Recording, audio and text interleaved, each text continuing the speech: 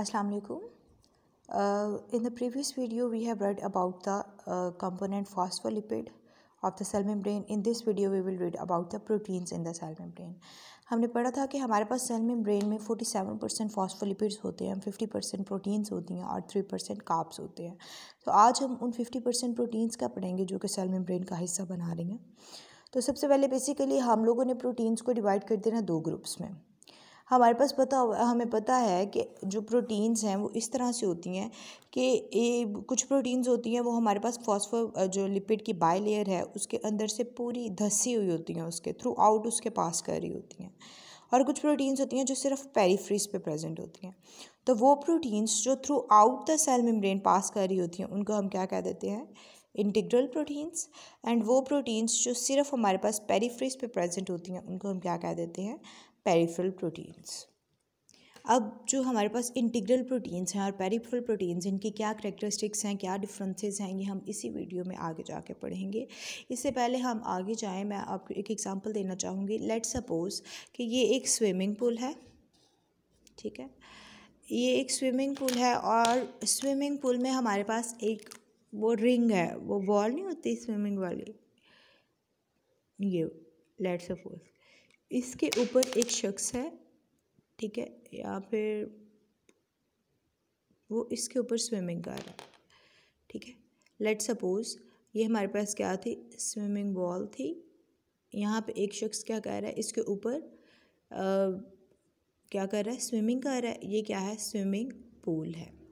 इसी तरह का स्ट्रक्चर हमारे पास सेल मेम्ब्रेन में भी होता है, जिसमें हमारे पास जो सैचुरेटेड लिपिड्स होते हैं वो पास होते हैं. बिल्कुल ये देखें, जैसे ये वाला स्ट्रक्चर है वो बिल्कुल पास होते हैं, सैचुरेटेड.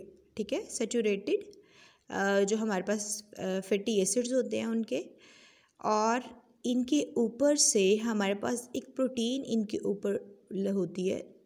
ठीक है, उस प्रोटीन को मैं आपको बताऊंगी बाद में कि उस प्रोटीन को हम क्या कहते हैं. एक प्रोटीन इसके ऊपर से पास कर रही होती है, फ्लोटिंग के दौरान फ्लोट कर रही होती है इसके ऊपर. और ये वाला जो स्ट्रक्चर है ये बाकी स्ट्रक्चर के निस्बत थोड़ा सा बड़ा होता है. ठीक है, ये देखिए ऊंचाई भी इसकी ज़्यादा है, डेप्थ भी ज़्यादा क्या हुआ है, और इसमें ये हमारे पास क्या है? इसकी प्रोटीन है.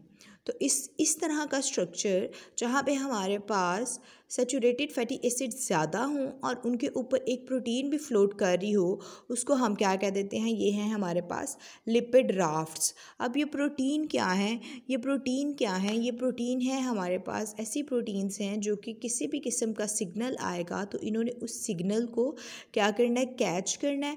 यहाँ पे वो सिग्नल अटैच होगा, लेकिन हमारे पास जो उसकी वजह से जो चेंजेस आएंगे वो कहाँ पे आएंगे? इंट्रासेलुलरली. ठीक है, लेट्स सपोज मैं एक एग्जांपल देती हूँ कि जैसे हमारे पास है एपिनेफ्राइन. ठीक है, एपिनेफ्राइन जो है वो हमें पता है हम हार्मोन है जो कि हाईली पोलर हार्मोन है. ठीक है, ये एक्स्ट्रा सेलुलरली आता है हमारे पास और अटैच हो जाता है इस प्रोटीन के साथ. ठीक है, एक्स्ट्रा सेलुलरली. और हमारे पास जो चेंजेस आएंगी वो क्या आएंगी? इंट्रासेलुलरली चेंजेस को वो क्या करता है? डेवलप करवाता है. ठीक है, तो इससे हमें क्या पता चला? एक्स्ट्रा सेलुलरली कोई चीज़ अटैच हो रही है और चेंजेस कहाँ पे आ रही हैं?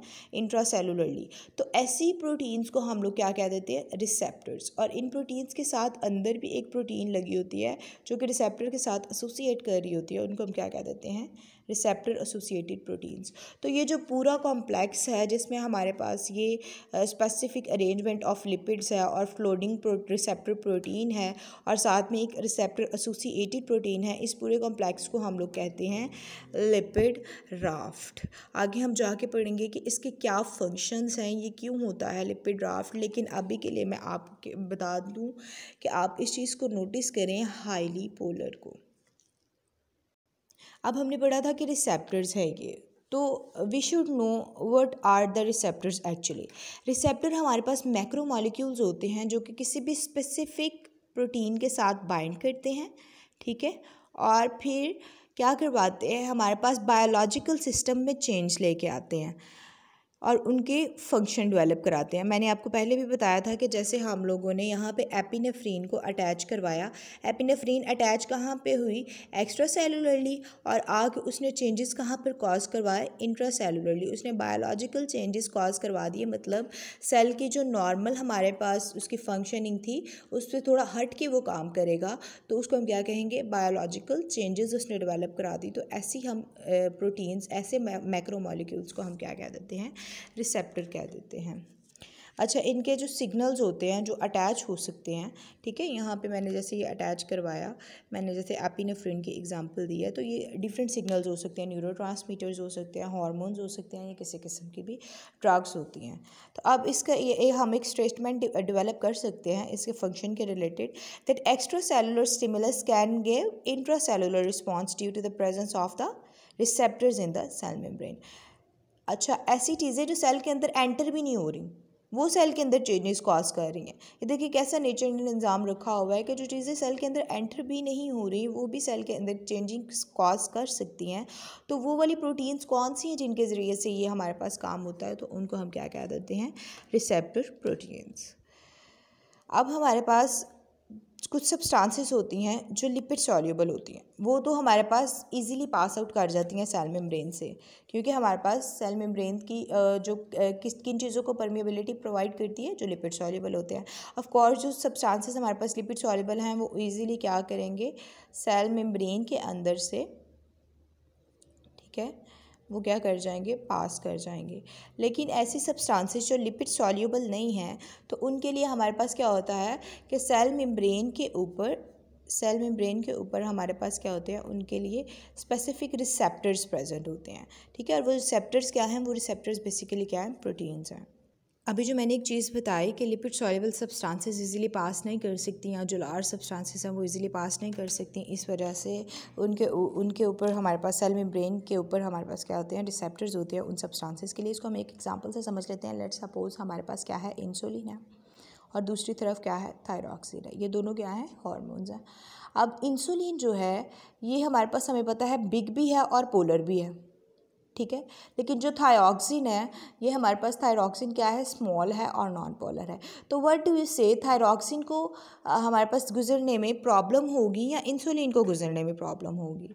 हमने जैसे इसकी परमिएबिलिटी प्रॉपर्टीज़ पढ़ी थी लिपिड सॉल्युबल वाली, ठीक है, जैसे पोलर सॉल्युबल पोलर जिसमें हमने रूल पढ़ा था, उसके मुताबिक हमारे पास थायरॉक्सिन क्या है, वो इजीली पास आउट कर जाएगा मेम्ब्रेन के अंदर से, क्योंकि ये क्या है, स्मॉल है और नॉन पोलर है। एक तो इसका साइज़ छोटा है, दूसरा इस पर कोई चार्ज नहीं है। लेकिन इंसुलिन क्या है, ये बिग है और पोलर है, इसके में चार्ज भी है और ये बड़ा मॉलिक्यूल भी है। तो इसके लिए, इसके एक्शन के लिए क्या किया हुआ है नेचर ने, हमारे पास रिसेप्टर्स रखे हुए हैं। इंसुलिन क्या करता है, एक्स्ट्रा सेलुलरली बाइंड करता है उस रिसेप्टर के साथ, फिर वो रिसेप्टर प्रोटीन्स क्या करती हैं, जो अपने जो उनका इंट्रा सेलुलर डोमेन होती है ना, उसके ज़रिए से अंदर क्या करवाती हैं, अंदर चेंजेस कॉज करवा देती हैं। तो देखो ये कैसा खूबसूरत निज़ाम है कि बाहर से सेल अंदर भी नहीं गया और हमारे पास क्या आ गई हैं, चेंजेस आ गई हैं। तो ये हमें पता चल गया कि ऐसी सब्सटेंसेस जो लिपिड सॉल्युबल होती हैं, नॉन पोलर होती हैं, उनके लिए हम लोगों को रिसेप्टर्स की ज़रूरत नहीं है। उनके receptors inside the cell present होंगे, ठीक है। उनके रिसेप्टर्स कहाँ पे प्रेजेंट होंगे, इनसाइड द सेल, ठीक है, क्योंकि हमारे पास वो इजीली सेल में ब्रेन में से पास आउट कर सकती हैं। लेकिन ऐसे सब्सटेंसेस जो कि बिग हैं और पोलर हैं, जिन पर चार्ज है, वो उनके रिसेप्टर्स हमारे पास आउटसाइड द सेल ही प्रेजेंट होंगे, जैसे ये रिसेप्टर है, और वो इंट्रा सेलुलरली क्या करेंगे, चेंजेस कॉज करेंगे। यही हमने एक स्टेटमेंट इसकी पढ़ लेते हैं। For all those substances which are big and polar and can not enter the cell, receptors are present on the plasma membrane for their transport, ठीक है। उनकी ऐसे हमारे पास स्टिमुलस जो बड़े होते हैं और पोलर होते हैं, उनके क्या हमारे पास रिसेप्टर्स प्रेजेंट होते हैं प्लाज्मा प्रोटीन्स पे। All signalling proteins along with phospholipids are called as lipid rafts. ये जो हमने सिग्नलिंग प्रोटीन पढ़ी है ये वाली, ठीक है, और इनके फॉस्फोलिपिड्स और इनकी एसोसिएटेड प्रोटीन्स के साथ अगर हम इस पूरे कॉम्प्लेक्स को किसको, ये सिग्नलिंग प्रोटीन्स को, इन फॉस्फोलिपिड्स को और इसके एसोसिएटेड प्रोटीन को अगर हम कंबाइनली कहना चाह रहे हैं ये वाला, तो इसको हम क्या कहेंगे कि ये हमारे पास क्या है, लिपिड राफ्ट्स। आई होप कि आपको लिपिड राफ्ट्स की समझ आ गई होगी। अब हम आगे कंटिन्यू करते हैं एक मोस्ट इंपॉर्टेंट क्वेश्चन के साथ, जो कि क्या है, differentiate between integral and peripheral proteins. और ये हमें वैसे भी पता होना चाहिए कि इंटीग्रल प्रोटीन्स क्या होती हैं और पेरिफेरल प्रोटीन्स क्या होती हैं, और इसका डिफरेंस भी बहुत कॉमन है। जैसे कि मैंने आपको पहले बताया था कि वो वाली प्रोटीन्स जो throughout the membrane pass out करती हैं, ठीक है, वो वाली प्रोटीन्स जो throughout the membrane pass out करती हैं उनको हम क्या कहते हैं, इंटीग्रल प्रोटीन्स हैं। और वो वाली प्रोटीन्स जो सिर्फ पेरिफ्रीज पे प्रेजेंट होती है, लाइक ये देखें, ये एक्स्ट्रा सेलुलरली पेरिफ्री पे प्रेजेंट है, ये इंट्रा सेलुलरली पेरिफ्री पे प्रेजेंट है, उनको हम क्या कह देते हैं, ये पेरिफेरल प्रोटीन्स हैं। तो इनका हम डिफरेंस देख लेते हैं। सबसे पहले क्या है कि proteins passing throughout the cell membrane, वो क्या है, integral proteins. Proteins passing throughout the cell membrane, यहाँ से शुरू हो रही है, यहाँ पे ख़त्म हो रही है, पूरे सेल मेम्ब्रेन के एरिया को क्या कर रही है, क्रॉस कर रही है, कवर कर रही है, उनको हम क्या कहेंगे, integral proteins. But in opposition हमारे पास क्या है, पेरिफेरल प्रोटीन्स है, they do not pass through the cell membrane but are present on the periphery. ये देखेंगे सेल मेम्ब्रेन में से बिल्कुल भी पास नहीं कर रही, यहाँ पे देखें सेल मेम्ब्रेन में से पास नहीं कर रही। इनफैक्ट क्या हो रहा है कि सेल मेम्ब्रेन के ऊपर अटैच है या फिर इसके देखें बीनीथ अटैच हैं, यानी एक्स्ट्रा सेलुलरली अटैच हैं या फिर इंट्रा सेलुलरली अटैच हैं, ये कभी भी सेल मेम्ब्रेन को क्रॉस नहीं करती। दूसरा हमारे पास क्या आ जाता है डिफरेंस, इनके देखिए हमारे पास जो इंटीग्रल प्रोटीन्स हैं उनकी एक इंट्रा सेलुलर डोमेन होती है और एक एक्स्ट्रा सेलुलर डोमेन होती है। लाइक मैं आपको समझाती हूँ, ये देखें, ये इसके इतना पार्ट जो सेल से बाहर प्रेजेंट है इसको हम क्या कह देते हैं, ये है इसकी एक्स्ट्रा सेलुलर डोमेन, और ये वाली जो इसके अंदर प्रेजेंट है इसको हम क्या कह देते हैं, ये इसकी क्या है, इंट्रा सेलुलर डोमेन है। तो फिर ये क्या है, इसको भी हम एक डोमेन कहते हैं, ठीक है, वो हम आगे जाके देखते हैं कि वो कौन सी डोमेन है। अभी आपको इतना पता होना चाहिए कि जो सेल से बाहर है वो क्या है, एक्स्ट्रा सेलुलर डोमेन है, और जो सेल के अंदर प्रेजेंट है इंट्रा सेलुलरली वो क्या है, इंट्रा सेलुलर मेम्ब्रेन है। ये हुक्स बने होते हैं जो कि मैंने आपको बताया, इन हुक्स के साथ क्या है, एसोसिएटेड प्रोटीन्स अटैच होती हैं रिसेप्टर्स की। लेकिन अगर हम लोग बात करें पेरिफेरल की, तो इसमें कोई भी इंट्रा सेलुलर डोमेन या एक्स्ट्रा सेलुलर डोमेन का रोल नहीं होता, बल्कि इसमें हमारे पास दो तरह की प्रोटीन्स होती हैं। इंटरनल प्रोटीन्स हो सकती हैं, ठीक है, इंटरनल प्रोटीन्स हो सकती हैं ये जो इंट्रा सेलुलरली अटैच हैं, या फिर एक्सटर्नल प्रोटीन्स हो सकती हैं। एक दफ़ा हम लोग देख लेते हैं इसको थॉरली। हमारे पास इंटीग्रल प्रोटीन्स कौन सी होती हैं, जो कि throughout the cell membrane क्या करती हैं, क्रॉस करती हैं, उसमें से पास करती हैं। लेकिन पेरिफेरल प्रोटीन्स क्या होती हैं, जो पेरिफ्रीज पे प्रेजेंट होती हैं, जैसे कि इनके नेम से ही जाहिर है। दूसरा हमारे पास जो इंट्रा सेलुलर प्रोटीन्स होती हैं उनकी डोमेन्स होती हैं, इंट्रा सेलुलर डोमेन और एक्स्ट्रा सेलुलर डोमेन। जबकि पेरिफेरल प्रोटीन्स में ऐसा कोई सी नहीं होता, बल्कि उनमें प्रोटीन्स की टाइप्स होती हैं, लाइक इंटरनल प्रोटीन्स और एक्सटर्नल प्रोटीन्स। होगा कि एक चीज़ है जो सेल मेम्ब्रेन के अंदर है, तो वो क्या है, सेल मेम्ब्रेन का पार्ट है ऑफ कोर्स। तो हमारे पास जो इंटीग्रल प्रोटीन्स है ना, वो क्या है, सेल मेम्ब्रेन का पार्ट है। लेकिन जो हमारे पास पेरिफेरल प्रोटीन्स हैं वो क्या है, वो उसके साथ एसोसिएट कर रही हैं, सिर्फ उसके साथ अटैच कर रही हैं। तो क्या ये उसका पार्ट हुई, नहीं, बल्कि ये क्या है, loosely attached with the membrane है। लेकिन इंटीग्रल प्रोटीन्स क्या है, पार्ट ऑफ मेम्ब्रेन है, ये इसके साथ क्या कहते हैं, कोवलेंटली अटैच्ड होती हैं, ठीक है, उनके साथ उनका पार्ट बना रही होती हैं, स्ट्रांगली अटैच होती हैं। लेकिन ये हमारे पास लूजली अटैच होती हैं इलेक्ट्रोस्टैटिक फोर्स के थ्रू, नॉन कोवलेंटली अटैच होती हैं। इनको हम सेपरेट भी कर सकते हैं, इनको हम इजीली सेपरेट कर सकते हैं इंटीग्रल प्रोटीन्स को। लेकिन हमें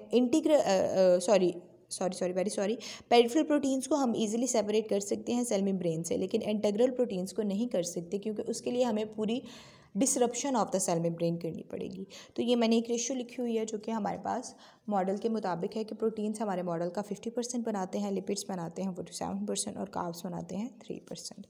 अब हम आगे पढ़ेंगे इंटीग्रल प्रोटीन्स की टाइप्स, ठीक है।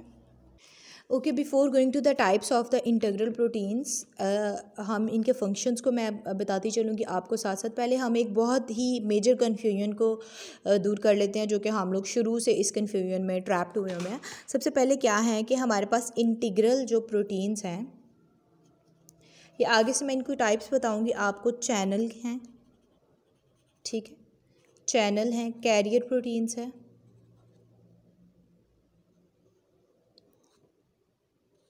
ठीक है, एक हमने पीछे पढ़ी रिसेप्टर प्रोटीन्स हैं, ठीक है, चैनल प्रोटीन्स होगी, कैरियर प्रोटीन्स होगी, रिसेप्टर प्रोटीन्स होगी, और एक और किस्म की प्रोटीन्स होती हैं जिनको हम कहते हैं लिंकर प्रोटीन्स। तो ये इंटीग्रल प्रोटीन्स की टाइप्स हैं, इनके फंक्शंस, इनके डिफरेंसेस हम आगे पढ़ते जाएंगे और आपको क्लियर होता जाएगा कि चैनल प्रोटीन्स कौन सी हैं, कैरियर कौन सी हैं, रिसेप्टर कौन सी है और लिंकर कौन सी। तो सबसे पहले हम लोग बात कर लेते हैं चैनल प्रोटीन्स की। इसका फंक्शन भी आपको इधर ही क्लियर हो जाएगा, इसका स्ट्रक्चर भी क्या क्लियर हो जाएगा। अच्छा, चैनल प्रोटीन्स क्या हैं? हमारे पास हाईली पोलर जो सब्सटेंसेस हैं और लार्ज सब्सटेंसेस हैं वो सेल मेम्ब्रेन से डिफ्यूज़ नहीं कर सकती। तो ऐसी सब्सटेंसेस को सेल मेम्ब्रेन में से पास आउट करने के लिए जिन प्रोटीन्स की ज़रूरत होती है उनको हम क्या कह देते हैं? चैनल प्रोटीन्स हैं। यानी हाईली पोलर सब्सटेंसेस के लिए और ऐसी सब्सटेंसेस जो लार्ज हैं उनको पास आउट करने के लिए throughout the cell membrane क्या चाहिए होती है? एक प्रोटीन चाहिए होती है जिसको हम क्या कहते हैं? चैनल। वो एक प्लेटफॉर्म प्रेजेंट कर सकती हैं, एक वे प्रेजेंट दे देती हैं उनको कि प्रेजेंट करती हैं हमारे पास हाईली पोलर सब्सटेंसेस को और लार्ज सब्सटेंसेस को कि भाई इधर से पास कर लो। इसके हम एग्जांपल देख लेते हैं। जैसे हमारे पास सोडियम, कैल्शियम और क्लोरीन, आपको पता है ये सारे जो है ना पोलर सब्सटेंसेस हैं। अब इसके एक एग्जांपल देख लेते हैं। जैसे in the previous video I have described about the aqueous tunnel या aqueous canal of the channel proteins. तो यहीं पे भी हम लोग बात करेंगे कि जो चैनल प्रोटीन्स होती हैं वो कैसे वे प्रोवाइड कर लेती हैं हमारे पास। ये हमारे पास वाटर सॉल्युबल जो सब्सटेंसेस होती हैं उनको पास आउट करा देती हैं throughout the cell membrane. Let suppose ये क्या करते हैं, ये हमारे पास जो लार्ज सब्सटेंसेस या पोलर सब्सटेंसेस क्या करते हैं, इस प्रोटीन के ऊपर आते हैं, फिर ये प्रोटीन क्या करती है, इनको एक टनल के थ्रू पास करती हुई क्या करती है, इंट्रासेलुलरली मूव कर देती है। अब इस टनल में क्या है, इस टनल में एक्चुअली प्रेजेंट होता है वाटर, जो कि वे देता है हमारे पास जो सब्सटेंसेस आई हैं उनको कि आप यहाँ से पास आउट कर लो। इसको हम क्या कहते हैं? एक्वियस टनल है ये हमारे पास। तो ये वाली प्रोटीन्स, ऐसी प्रोटीन्स जो एक्वियस टनल के थ्रू हमारे पास वे दे रही हैं, किसको? पोलर सब्सटेंसेस को या फिर लार्ज सब्सटेंसेस को, तो उनको हम क्या कह देते हैं? ये है हमारे पास चैनल प्रोटीन्स। पहले हम लोगों ने पढ़ा था जो है हमारे पास कौन सी? Channel proteins. अब हम पढ़ेंगे कैरियर प्रोटीन्स। जो कैरियर प्रोटीन्स हैं वो चैनल प्रोटीन से मुख्तलिफ हैं। चैनल प्रोटीन में हम लोगों ने क्या पढ़ा था कि सिर्फ एक टनल बन रही है, ठीक है, एक एक्वियस टनल है जिसके थ्रू हमारे पास क्या है, ये जो सब्सटेंसेस है, पोलर सब्सटेंसेस और लार्ज सब्सटेंसेस, वो पास आउट कर देती है। जैसे कि मेरे प्रीवियस लेक्चर में आपको पहले भी बताया था कि एक एक्वियस टनल के थ्रू ये सब्सटेंसेस पास आउट करके किधर इंट्रासेलुलरली आ जाते हैं या इंट्रासेलुलर एक्स्ट्रासेलुलरली चली जाती हैं, ठीक है। इसमें कोई भी प्रोटीन का ये उसकी स्ट्रक्चर सेम रहता है, उसकी ट्रांसफॉर्मेशन नहीं आती या प्रोटीन अपने आप को किसी भी तरह से मॉडिफाई नहीं करती। लेकिन कैरियर प्रोटीन्स क्या होती हैं?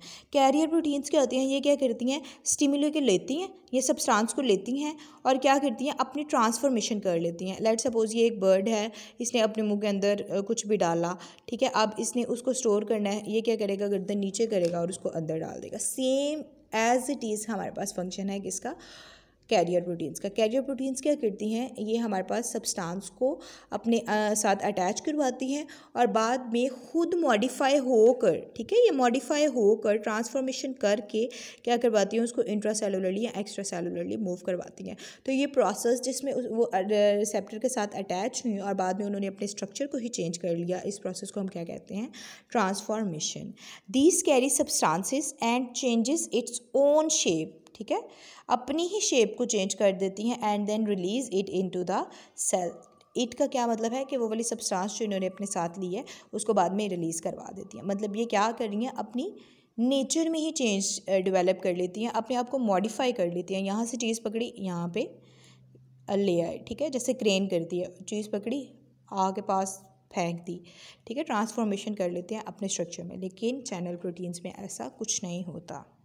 अच्छा, एक और किस्म की भी इंटीग्रल प्रोटीन्स प्रेजेंट होती हैं हमारे पास सेल वॉल के सेल मेम्ब्रेन के ऊपर। एक और किस्म की भी इंटीग्रल प्रोटीन्स प्रेजेंट होती हैं, वो क्या है? एंजाइम्स हैं, ठीक है। हम लोग शुरू से पढ़ते आ रहे हैं कि एंजाइम्स प्रेजेंट होते हैं। एंजाइम्स का क्या काम होता है कि ये सब्सटेंसेस को लेते हैं, बाद में उनको प्रोडक्ट में चेंज कर देते हैं। तो ऐसे बहुत से एंजाइम्स क्या हैं हमारे सेल मेम्ब्रेन पे भी प्रेजेंट होते हैं। वो क्या करते हैं कि सब्सटेंस को अपने अंदर लेते हैं, जैसे A+B को उन्होंने लिया, रिएक्शन कराया अपने अंदर और मॉडिफाई करके उस प्रोडक्ट को मॉडिफाई करके दोबारा बाहर एक्सक्रीट कर दिया। तो ये किसका फंक्शन है?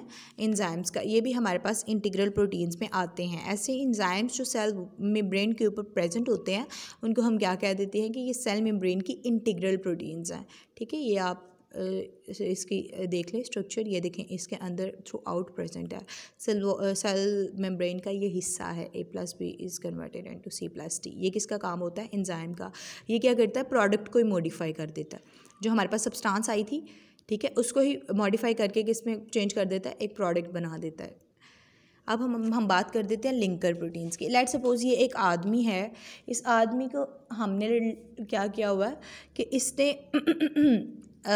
ये किसी लेट्स सपोज किसी पूल में है, ठीक है, तो ये इनके हाथ में कुछ ऐसी इंपॉर्टेंट सब्सटेंसेस हैं जो उन्होंने गीली नहीं करनी, लेकिन ये वाली सब्सटेंसेस है जो इन्होंने सपोर्ट दी हुई है। तो ये क्या कर रहे हैं? ये वाली सब्सटेंसेस को और इन सब्सटेंसेस को आपस में लिंक कर रहे हैं, ठीक है। देखें इनके दरमियान लिंक क्या है? ये मैन ने, ये आदमी ने लिंक बनाया हुआ है। इसी तरह हमारे पास क्या करती हैं? Integral proteins. इंटीग्रल प्रोटीन्स की कौन सी टाइप्स? Linker proteins. ये क्या करती हैं? हमारे पास जो एक्स्ट्रा सेलुलर स्केलेटन होता है, जो कि कोलेजन होती हैं, प्रोटीन्स होती हैं ये, ठीक है, इनका क्या काम होता है? ये एक्स्ट्रा सेलुलरली सेल के प्रेजेंट होती हैं, सेल के बाहर प्रेजेंट होती हैं, ठीक है, उसके स्ट्रक्चर को मेंटेन कर रही होती हैं। और इंट्रा सेलुलरली हमारे पास एक्टिन या फिर साइटोस्केलेटन प्रेजेंट होता है।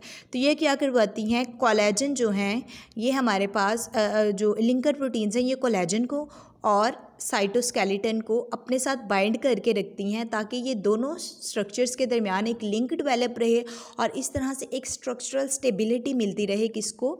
हमारे पास सेल मेम्ब्रेन को। तो ये किसका काम है? स्ट्रक्चरल स्टेबिलिटी प्रोवाइड करना हमारे पास लिंकर प्रोटीन्स का।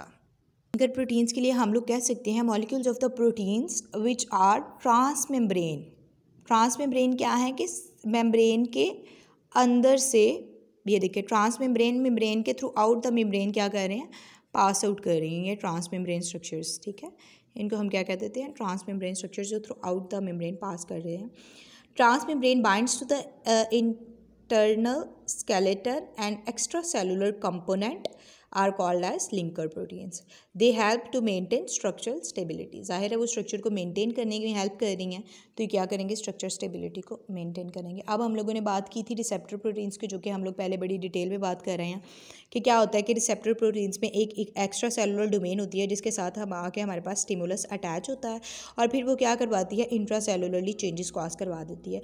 अब मैंने आपको बताया था इसकी डोमेन्स होती हैं, हमारे पास एक्स्ट्रा सेलुलर कंपोनेंट होता है, इंट्रा सेलुलर कंपोनेंट होता है, और वो कंपोनेंट जो मैंने उधर नहीं बताया था वो मैं आपको इधर बता रही हूँ, जो मेम्ब्रेन के अंदर से पास करता है, ठीक है, उसको हम क्या कह देते हैं? Trans membrane part. ट्रांस यानी प्रेजेंट है वो आर पर, मेम्ब्रेन के part, trans membrane part of the integral protein, extra cellular component and intra cellular component. और रिसेप्टर का फंक्शन हम बड़ी डिटेल से पीछे पढ़ आए हैं कि इनका क्या काम है कि ये एक्स्ट्रा सेलुलरली हमारे पास स्टिमुलाई को जो है रिसीव करती हैं और इंट्रा सेलुलरली क्या करवाती हैं? चेंजेस को कॉज करवाती हैं। तो ये थी हमारे पास इंटीग्रल प्रोटीन्स। इंटीग्रल प्रोटीन्स में सबसे पहले हम लोगों ने क्या पढ़े थे? Channel proteins. चैनल प्रोटीन्स का क्या होता है कि इनके अंदर एक एक्वियस टनल होती है जिसके थ्रू ये पास कर लेते हैं। उसके बाद हम लोगों ने रिसेप्टर प्रोटीन्स करे। रिसेप्टर प्रोटीन्स क्या होती हैं कि वो एक्स्ट्रा सेलुलरली किसी भी स्टिमुलाई को क्या करती हैं? रिसीव करती हैं और इंट्रा सेलुलरली चेंजेस डेवलप करती हैं। ये हमारे पास हो गई रिसेप्टर्स, ये चैनल्स। उसके बाद हमारे पास होती हैं लिंकर प्रोटीन्स, जो कि एक्स्ट्रा सेलुलर कंपोनेंट्स को और इंट्रा सेलुलर साइटोस्केलेटन को आपस में बाइंड करके रखती हैं, उनके दरमियान एक लिंक प्रोवाइड कर रही होती हैं। उनको हम क्या कह देते हैं? वो क्या हैं? लिंकर प्रोटीन्स हैं। उसके बाद हम लोगों ने कैरियर प्रोटीन्स पढ़ा, ऐसी प्रोटीन्स जो कि सब्सटेंस को अपने साथ अटैच करवाती हैं और अपने अंदर क्या करवाती हैं? ट्रांसफॉर्मेशन कॉज करवाती हैं और फिर उसको इंट्रा सेलुलर या एक्स्ट्रा सेलुलरली मूव करवाती हैं। उनको हम क्या कह देते हैं? Carrier proteins. और दूसरी हम लोगों ने पढ़ा था एंजाइम्स, ठीक है, वो क्या करवाते हैं? प्रोडक्ट को लेते, सब्सटेंस को लेते हैं, उसको प्रोडक्ट में कन्वर्ट कर देते हैं, ठीक है, उसको हम क्या कह देते हैं? वो हैं हमारे पास एंजाइम्स। तो ये हमारे पास क्या थी? सारी इंटीग्रल प्रोटीन्स। अब हम बात करेंगे हमारे पास पेरिफेरल प्रोटीन्स के बारे में। अच्छा, पेरिफेरल प्रोटीन्स क्या होती हैं? हम लोगों को पता था कि पेरिफेरल प्रोटीन्स कहाँ पे होती हैं? पेरिफेरी पे प्रेजेंट होती हैं, ठीक है, या एक्स्ट्रा सेलुलरली प्रेजेंट होगी या इंट्रा सेलुलरली प्रेजेंट होगी। अब इनके क्या फंक्शन होते हैं? जैसे ये देखें, ये इंट्रा सेलुलरली प्रेजेंट हमारे पास पेरिफेरल प्रोटीन्स हैं। ये क्या है? पार्ट ऑफ साइटोस्केलेटन है। ये क्या करती हैं? हमारे पास जो सेल को है उसको सपोर्ट प्रोवाइड करती हैं, उसके साइटोस्केलेटन का हिस्सा बनाती हैं। तो हम लोग कह सकते हैं कि पेरिफेरल प्रोटीन्स किसका पार्ट होती हैं? हमारे पास साइटोस्केलेटन का। दूसरा हमारे पास एक और भी चीज़ है कि सेकेंड मैसेंजर सिस्टम जो होता है ना, उसमें भी पेरिफेरल प्रोटीन्स इन्वॉल्व होती हैं। अच्छा, हम लोगों ने पढ़ा था पीछे कि रिसेप्टर आया, रिसेप्टर के साथ हमारे पास स्टिमुलस अटैच हुआ, ठीक है। उसके बाद इंट्रासेलुलरली चेंजेस आई। तो इंट्रासेलुलरली चेंजेस के लिए हमने एक एसोसिएटेड प्रोटीन पढ़ी थी। अभी देखो पहला मैसेज ये आया, ठीक है, हार्मोन ने पहला मैसेज दिया कि इसको रिसेप्टर प्रोटीन के एक्स्ट्रा सेलुलर कंपोनेंट को, ठीक है, उसने मैसेज दिया। उसके बाद ये अंदर गए और यहाँ पे ये वाली जो एसोसिएटेड प्रोटीन थी, दूसरा मैसेज इसने सेल को पास आउट करना है, ठीक है। इसने सेल को कहना है कि भाई फलां चेंजिंग को डेवलप कराओ, ठीक है। तो ये क्या है, सेकेंड मैसेंजर है हमारे पास। फर्स्ट मैसेंजर हार्मोन था, ठीक है, उसने आके कहा कि भाई चेंजिंग को डेवलप कराओ। उसके बाद सेकेंड मैसेंजर हमारे पास क्या है, ये वाली एसोसिएटेड प्रोटीन है, ये जो पेरिफेरी पे लगी हुई है, इसने क्या करना है, इसका कहना है सेल को कि भाई हमारे पास एक रिसेप्टर आया, उसको क्या करना है, उसने चेंजेस डेवलप करवाई हैं, अब तुम ये काम करवाओ। तो ये सेकंड मैसेंजर के तौर पे काम करती हैं, proteins related with second messenger system. तो ये हमारे पास एक MCQs भी बन गया कि proteins related with second messenger system are integral proteins, या फिर वो आगे से आपको इंटीग्रल प्रोटीन्स के टाइप बता देंगे, linker proteins, receptor proteins. Mostly बच्चे क्या कर रहे हैं, रिसेप्टर प्रोटीन्स जो हैं वो टिक कर रहते हैं, लेकिन they are the type of the peripheral proteins, ठीक है। Integral proteins are attached with the weak electrostatic forces. मैंने आपको बताया था कि ये नॉन कोवैलेंटली अटैच होती हैं और ये क्या करती हैं, changes this can be separated by changing. क्या क्या हम लोग चेंज करेंगे तो हम इनको सेपरेट कर सकते हैं सेल मेम्ब्रेन से, तो वो हम देखते हैं। पीएच को चेंज कर देते हैं तो फिर भी हम पेरिफेरल पे जो हमारे पास प्रोटीन्स प्रेजेंट हैं उनको ख़त्म कर सकते हैं, उनको रिमूव करवा सकते हैं सेल मेम्ब्रेन से। यहाँ हम लोग इलेक्ट्रॉनिक कंपोजिशन को अगर चेंज करते हैं तो उससे भी हमारे पास क्या होता है कि जो सेल मेम्ब्रेन है उसके ऊपर से हम लोग पेरिफेरल प्रोटीन्स को अलग करवा सकते हैं। लेकिन एक मैं बात बताती चलूँ कि इंटीग्रल प्रोटीन्स में ये दोनों चीज़ें काम नहीं आती। इंटीग्रल प्रोटीन्स में हमें प्रॉपर क्या करना पड़ता है, मेम्ब्रेन को ही तोड़ना पड़ता है, डिसरप्शन करानी पड़ती है इंटीग्रल प्रोटीन को सेपरेट करने के लिए, क्योंकि वो क्या है, part of the cell membrane है। अब हम एक समरी देख लेते हैं छोटी सी कि आज हमने क्या पढ़ा। बहुत ईजी है, आई होप आपको साथ ही याद हो गया होगा। प्रोटीन्स कितनी टाइप्स की होती हैं हमारे पास, सेल मेम्ब्रेन के अंदर 2 तरह की प्रोटीन्स होती हैं, उनको हम क्या कह देते हैं, हमारे पास पहली टाइप की जो प्रोटीन है वो इंटीग्रल प्रोटीन्स है और दूसरी क्या है, पेरिफेरल प्रोटीन्स हैं। इंटीग्रल प्रोटीन्स के आगे हमने टाइप्स पढ़ी थी कि ये क्या है, रिसेप्टर प्रोटीन्स हैं, कैरियर प्रोटीन्स हैं, चैनल प्रोटीन्स हैं, लिंकर प्रोटीन्स हैं और एक और ऐड कर लें क्या है, एंजाइम्स हैं। और पेरिफेरल प्रोटीन्स क्या है, ये सेकेंड मैसेंजर सिस्टम से रिलेटेड हैं और साइटोस्केलेटन से रिलेटेड हैं। तो इट्स ऑल अबाउट टुडे।